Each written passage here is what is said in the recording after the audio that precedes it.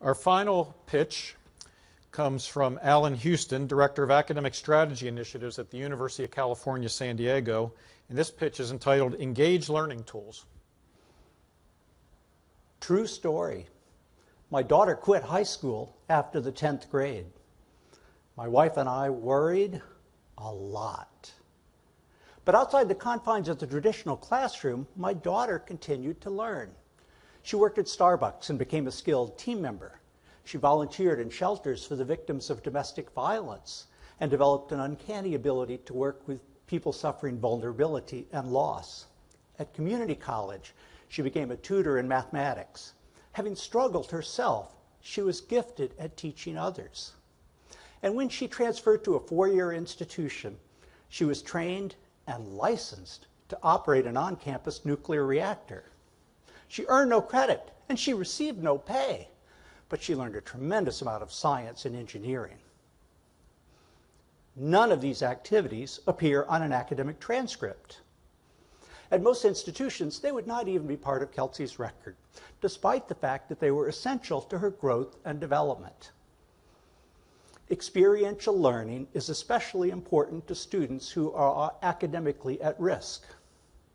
High-impact practices, things like tutoring, community service, working in a laboratory.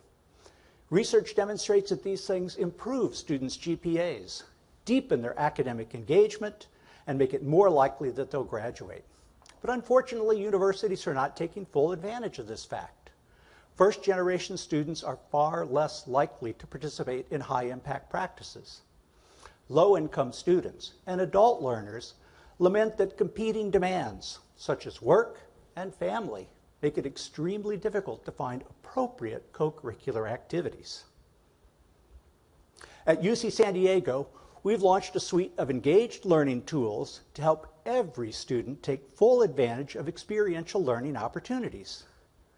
To help them discover what's possible, we provide a portal of opportunities. The database is curated. Some students may only be able to do one thing, and we want to make sure that it's right for them. To help students capture all the skills that they develop outside of the classroom, we have an official co-curricular record. Participation and competencies learned are validated by faculty and staff, and the record is maintained by our registrar. To help students review all of their academic achievements, we have an enhanced transcript with detailed information about their coursework. And finally, to help every student take full advantage and showcase all of their skills and abilities, we provide a state-of-the-art electronic portfolio. These tools are woven together with a set of 10 transferable skills, things like leadership or effective oral communication. They combine academic and career planning. And they're designed for today's students, having both online and face-to-face components. So for example, an engineer might find a robotics internship on the portal, document her teamwork skills on her co-curricular record, and then showcase through a video her final project on her electronic portfolio. Throughout, she's been able to work with career and academic advisors, use online tutorials, and learn from her peers. We just launched these tools, and already they're a success. Each month, over 400 students begin using the portal. Every undergraduate has a co-curricular record, and hundreds of activities are already listed. Over 5,000 students have already created vibrant electronic portfolios. You may be wondering about Kelsey. She is currently pursuing a PhD in mathematics at Cornell University. The power of experiential learning is visible in her life. Just imagine what her electronic portfolio would look like. But every student deserves the opportunity to create and tell a rich and compelling educational narrative. The engaged learning tools empower them to do just that. In the coming year, we'd like to share these tools with all 650,000 undergraduates in the University of California and the California State University systems. Half of these students are Pell Grant recipients. 1/3 are first generation. With your support, we'll be able to reach every one of them. Thank you. Kathy, you want to start us off? You know, the power of capturing a more detailed look at a student's learning is very compelling. It seems that what you've developed is really internal motivational for the student. Have you connected at all with employer groups or thought about how this might enter into grad school applications? Have you gone beyond your own internal conversations about this idea? Yes, on all counts. From the development point of view, the competencies, every item that's listed on a co-curricular record has 3 competencies associated with it, and those are determined by the faculty and staff who are supervising and validating the experience. And that list of 10 core competencies are ones that we established in conversation with employers. It was our Career Services Center that provided leadership in drafting them. And so we look at these as a way of documenting, and something that we know from national studies, employers are looking for individuals who possess the capacity to be leaders, the ability to communicate effectively. And so the skills that we're working on are things that we're being told by surveys repeatedly that employers are looking for. One next phase of the project, each of these projects we have a planned second phase as we move forward, and one would be to extend to help students with graduate school application, but also with graduate students themselves. We know that the graduate job market is changing, and they too, graduate students, need help developing the ability to translate what they have done in the classroom into the skills and abilities that will enable them to thrive outside the classroom. Thank you. Charles, do you have a question? I have 2 short questions, I think. Sure. One, I'm not quite sure what exactly you're going to spend the money for. Sure. With the project. And then 2, exactly right on documenting the information and what the students are doing. How is this being connected directly with the academic advisors, whether they be professional or faculty, when they work with the students one-on-one? The money that you would provide would allow us to share these tools with other institutions in California. We know that they are eager. We've already established them in 2 of our sister UC campuses. The funds, we've established the tools on our campus. The funds that you're providing allow us to share with every other institution, public 4-year university in California.